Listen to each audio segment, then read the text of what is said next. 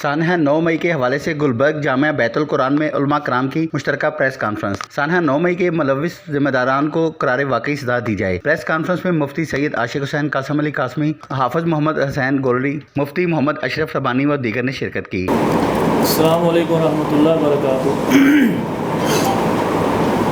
یہ بات تو پکی ہے کہ حب الوطنی من الایمان، وطن سے محبت ایمان کا حصہ ہے، اور اس سے منافقت کرنا یا غداری کرنا، اس کی سزا اسلام میں بھی یہ قتل ہی رکھی گئی ہے۔ تو جو بھی اس میں غداری کرتا ہے، زیادہ غدار نقصان پہنچاتا ہے، کافر نقصان مومن کو نہیں پہنچاتا۔ ہماری یہ تاریخ ہے سبھی مسلمانوں کی کہ رسول اللہ صلی اللہ علیہ وسلم نے جتنی بھی جنگیں لڑی ہیں، کسی جنگ میں بھی آپ کو شکست نہیں ہوئی۔ اسی طرح پاکستان میں بھی شکست نہیں ہو سکتی جب تک ہم سارے اکٹھے ہیں۔ درست ہے کہ سوشل میڈیا کا جو غلط استعمال ہے، سوشل میڈیا پہ کبھی آپ دیکھتے ہیں کہ ایک مسلک کے خلاف توہین آمیز گفتگو کی جاتی ہے، پھر آپ دیکھتے ہیں کہ ایک مسلک کے مقدسات کی توہین کی جاتی ہے۔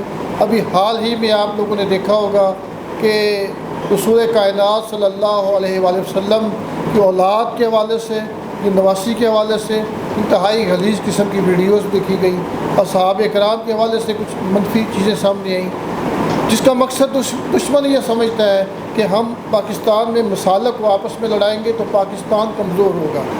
ابھی جو سانحہ 9 مئی کے حوالے سے موجود ہیں، سانحہ 9 مئی اچانک حادثاتی طور پہ نہیں ہوا تھا، اس کے پیچھے بھی بہت ساری پلاننگ اور ایک منصوبہ بندی تھی۔ ملک کے ساتھ، اسی ملک کے اداروں کے ساتھ، اور اسی ملک کی بجائے اس کے کہ اس کی سالمیت کے لیے کھڑے ہوتے، اس کی بقا کے لیے کھڑے ہوتے، تم اسی پر حملہ آور ہو گئے۔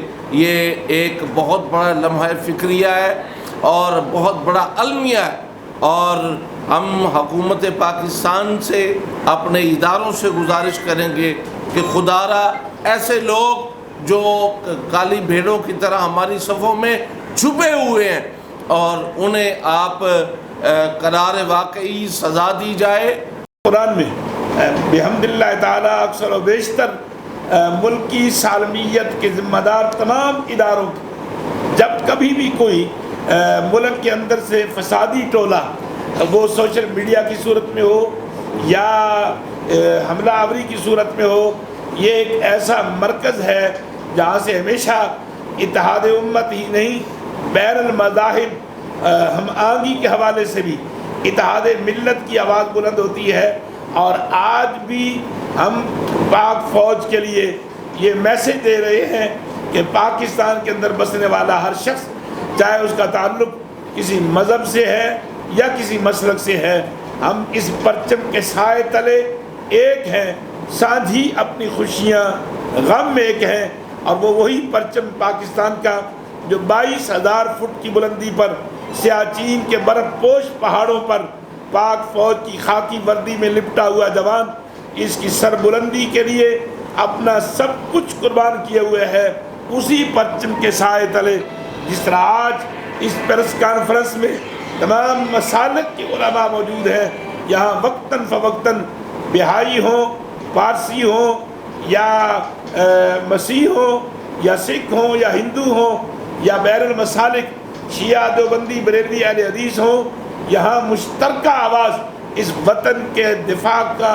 فریضہ انجام دینے والے افواج پاکستان کے شہداء کے لیے اٹھتی ہے، جس کا آج بھی یہ ایک تسلسل ہے۔ ہم سانحہ 9 مئی کی مذمت کرتے ہیں، اور اس مذمت کے ساتھ ساتھ یہ اپیل بھی کرتے ہیں کہ جن مجرموں کے ثبوت میسر آ چکے ہیں انہیں بلا تاخیر کڑی سزا دی جائے، تاکہ آئندہ کوئی وطن کے دفاع پہ حملہ کرنے کی ناپاک جسارت نہ کرے۔ پاکستان، پاک فوج، پاک فوج، پاک فوج، پاکستان، شہدائے افواج پاکستان، اس شہدائے افواج پاکستان، اس परचम के साए तले हम एक हैं, हम एक हैं। इस परचम के साए तले, इस परचम के साए तले, इस परचम के साए तले, इस परचम के साए तले। बिस्मिल्लाहिर्रहमानिर्रहीम। 9 मई का वाक़या ये पाकिस्तान में जो करवाया गया है, जितने पाकिस्तान के दुश्मन ममालिक हैं उनकी तरफ से है, क्योंकि मुल्क के अंदर ही उन्होंने अपने लोगों को ख़रीदा है। मैं कहता हूँ कि ये गद्दार हैं, इनको करार वाक़या ही सज़ा दी जाए। जो मुल्क के ख़िलाफ़ साजिश करता है, दुश्मन का आलाकार बनता है, उसकी इस्लाम में भी सज़ा कत्ल है। तमाम सबूतों के बावजूद ये क्यों नहीं अदलिया फ़ैसला करती? क्या ये इन लोगों से डरती है ऐसा, ताकि आइंदा कोई ऐसा मुल्क को नुकसान पहुंचाने की कोशिश ना करे? जंग में हमें काफर नहीं हरा सकता, लेकिन मुनाफ़क़त में वो हमें हरा सकता है। तो लिहाजा हमने इस मुनाफ़क़त को पाकिस्तान से ख़त्म करना है। सरहदों की भी हिफाजत और मुल्क के अंदर भी हमने हिफाजत करनी और गद्दारों पर नज़र रखनी है, ताकि ये कौम, हम एक कौम बनकर तरक्की करें। अल्लाह ताला ने हमें सारी सलाहियतें दी हैं। मैं ये आखिर पे फिर कहूँगा कि पाकिस्तान में जब तक सज़ा जज़ा का कानून नहीं होगा उतनी देर पाकिस्तान तरक्की नहीं कर सकता। ये सज़ा और जज़ा का लाजमी कानून नाफज होना चाहिए।